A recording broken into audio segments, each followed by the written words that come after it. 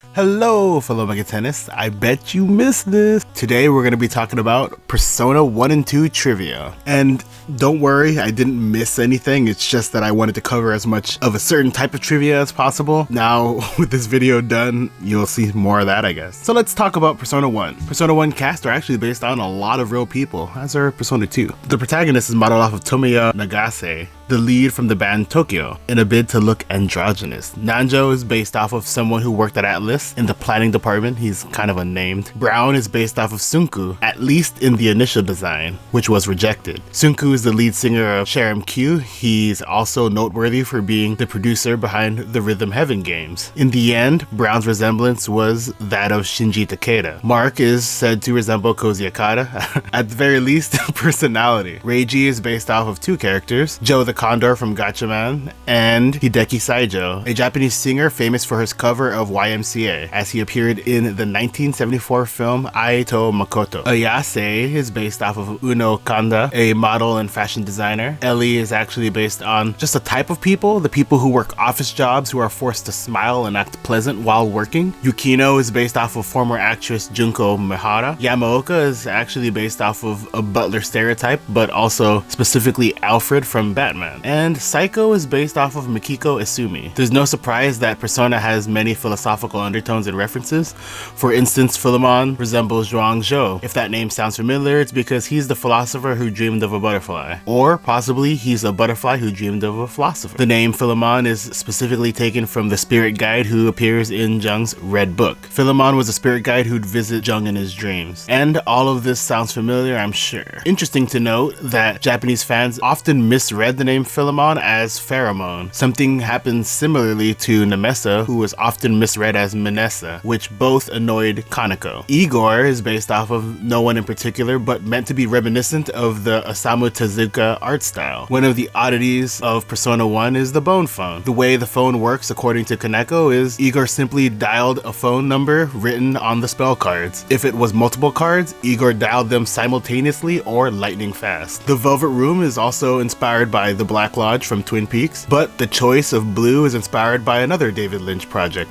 Blue Velvet. And lastly, the name is likely a reference to Poe's Mask of Red Death, wherein a room is adorned with black velvet tapestry and stuff like that. This is even referenced in the lyrics of the track Beneath the Mask from Persona 5's OST. An interesting note is the manga adaptation for Persona 1 was reviewed heavily by Atlas. Shinsu Ueda, the mangaka, was initially focusing on making a one-for-one adaptation of the game, but Okada gave his blessing to make whatever he wanted to. So Ueda wrote the manga in a way that would get anyone interested in playing Persona. There are also quite a few famous people used as references in Persona 1 and 2 outside of the ones I've previously mentioned. For instance, Steven Silverman is based on Steven Seagal. Chika is based off of Tomoe Shinohara. Yoichi Makimura is based off of actors turned criminal Kenji Haga. Akanari Kashihari was based off Koichi Iwaki. Junko Kuroso was based on actress Chisato Yamazaki. And Todoroki was based on Akira Nakao, who also appears in Judgment, wearing eerily similar clothes. Ulala was based on Makiko Asumi, and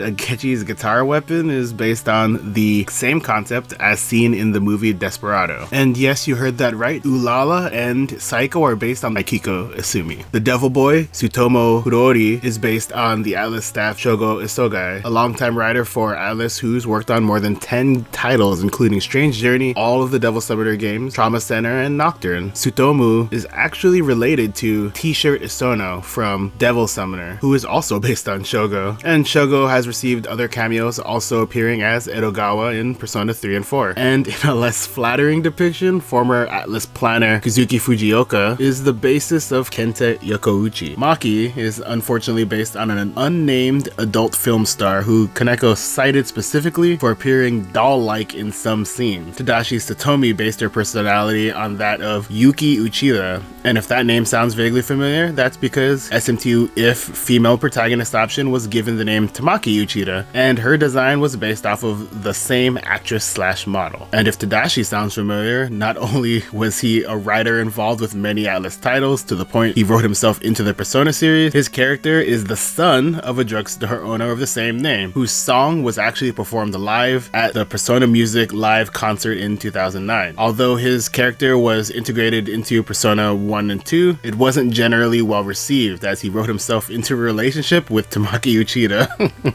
A character heavily based on his celebrity crush. While that was the case for him, other Atlas staff were also included in early Persona as well. Others include Kazuma Kaneko as the demon painter, Shigenori Sojima as Garson Sojima, Meteor Masa is based on the former publicity manager Seigo Ahara, colorist Megumi Shiraishi appears as the Shiraishi lady, Principal Hanya is based on former Atlas marketing staff Takashi Hanya, composer Hisoka Tasaki appears as the staff at the Giga Macho, and even Atlas references itself with Mu Continent. Mu Continent was an entertainment center created by Atlas in 1994. Persona 1 also received a mobile Gaiden game called Megami Abenroku Persona Iku no Tohen. This was a 3D dungeon RPG for mobile phones released in 2006 and available for download on the Atlas mobile phone site. The game is changed to only include Persona protagonists Mark and Maki, essentially exploring another dimension in the Deva system at Sebek. The game featured updated art and the dungeons seemed to be randomly generated. Persona 1 would also receive a manga adaptation, as I said earlier, which would purposefully deviate from the game. It also received